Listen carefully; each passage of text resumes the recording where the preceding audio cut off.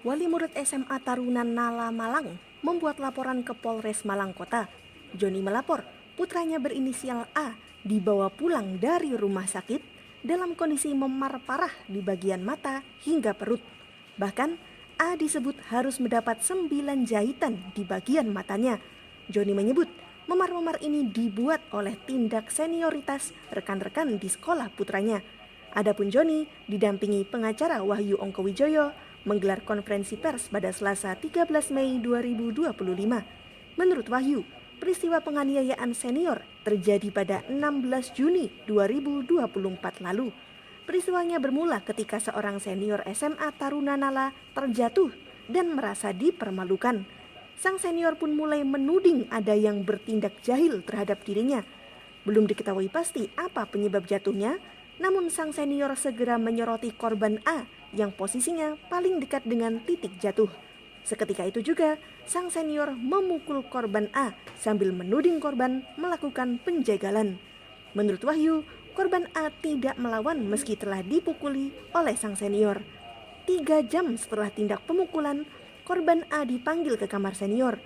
Korban A mengaku tolak perintah itu dan pilih ke kamar kakak asuh untuk minta tolong memberi saran. Siapa sangka si senior ikut merangsek ke kamar si kakak asuh dan segera menghajar korban A di bagian mata kanan. Pihak orang tua korban A pun segera membuat laporan serta menghadiri mediasi dengan pihak sekolah didampingi Polres Malang Kota.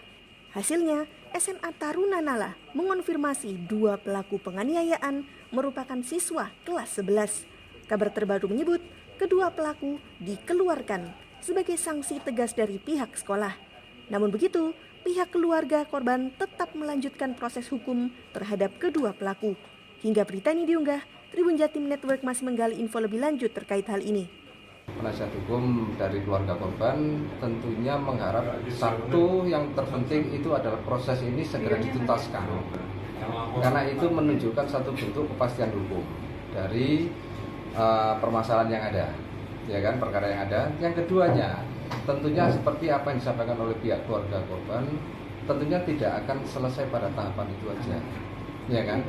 Karena banyak faktor kalau sudah menyangkut tindak pidana terhadap anak, apalagi kekerasan yang menyangkut fisik, dan itu dilakukan oleh terhadap anak, ya kan?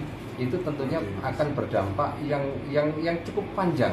Kita tidak hanya melihat dari sisi kerugian materialnya aja, sisi imaterialnya ini pun juga harus diperhatikan. Makanya itu kami berharap seluruh stakeholder yang ada, khususnya dalam hal yang fokus atau yang punya konsen terhadap pendidikan, ini pun juga punya rasa kepedulian, ya kan, punya rasa empati terhadap perkara ini khususnya, ya kan. Apalagi ini menurut kami ini sudah sangat molor sekian lama, itu harusnya bisa cepat tuntas diselesaikan oleh pihak penyidik. Begitu. Baik. Download Tribun X sekarang, menghadirkan lokal menjadi Indonesia.